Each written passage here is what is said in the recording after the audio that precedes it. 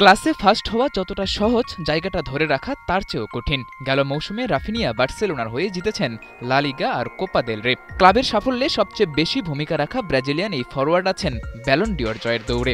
এমন দুর্দান্ত মৌসুম কাটানোর পরও নয়া সিজনে একাদশে জায়গা পাওয়ার জন্য করতে হবে লড়াই, কারণ দলে যোগ হয়েছে মার্কাস রাশফোর্ডের মতো ইনফর্ম ফরোয়ার্ড। লেভানদোভস্কি, লামিনে ইয়ামালের সাথে রাফিনিয়াকে নিয়ে গড়া বার্সার আক্রমণ ভাগ আগে থেকেই ছিল প্রতিপক্ষের জন্য আতঙ্ক। এবার যোগ হয়েছে রাশফোর্ড, যা প্রতিপক্ষের জন্য তো বটেই, বার্সায় থাকা অন্য তিন ফরওয়ার্ডের জন্য কিছুটা চিন্তার, কারণ পারফরমেন্সে একটু ভাটার টান এলেই হারাতে হতে পারে জায়গা। প্রতিযোগিতা না থাকলে তো জেতার আনন্দ পাওয়া যায় না, আবার সেই লড়াই যদি হয় নিজেদের মধ্যে, তাহলে তো সুযোগ থাকে উন্নতিরও। তাই দলের মধ্যে এই কম্পিটিশনকে বেশ ইতিবাচকভাবেই দেখছেন রাফিনিয়া নিজেও। এই জার্সি গায়ে মাঠে নামলে সব ধরনের প্রতিযোগিতার জন্য প্রস্তুত থাকতে হবে। আমার মতে দলের ভেতর জায়গা পাওয়া নিয়ে যত লড়াই থাকবে ততই ভালো।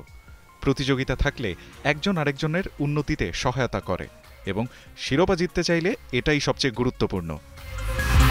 বার্সার হয়ে এখন পর্যন্ত 5টি শিরোপা জিতলেও রাফিনিয়ার আক্ষেপটা থেকে গেছে চ্যাম্পিয়ন্স লিগে। ক্যারিয়ারের কখনোই ওই শিরোপাটা ছুঁয়ে না দেখা রাফিনিয়ার ক্লাব বার্সাও যে গেল 10 বছর ধরে ইউরোপ সেরার মঞ্চে পায়নি সাফল্যের দেখা। নতুন মৌসুমে সেই অপেক্ষা শেষ করতে চান ব্রাজিলিয়ান এই ফরওয়ার্ড। আমার ক্যারিয়ারের ব্যক্তিগত একটি চ্যালেঞ্জ চ্যাম্পিয়ন্স লিগ। ক্লাবেরও লক্ষ্য 6 নম্বর চ্যাম্পিয়ন্স লিগ জয় করা।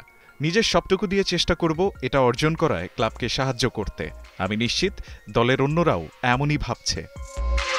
প্রতিযোগিতার মাঝেও রাফিনিয়ার বার্সাকে নিয়ে এমন স্বপ্নেই হয়তো ক্লাবটার বড় শক্তি। নতুন মৌসুমের শেষ পর্যন্ত যদি ঠিক থাকে এই ইউনিটি, তবে বার্সার ভান্ডারে বাড়তে পারে চ্যাম্পিয়ন্স লিগ টাইটেলের কোয়ান্টিটি। সাদাতুর রাফি, ৭১।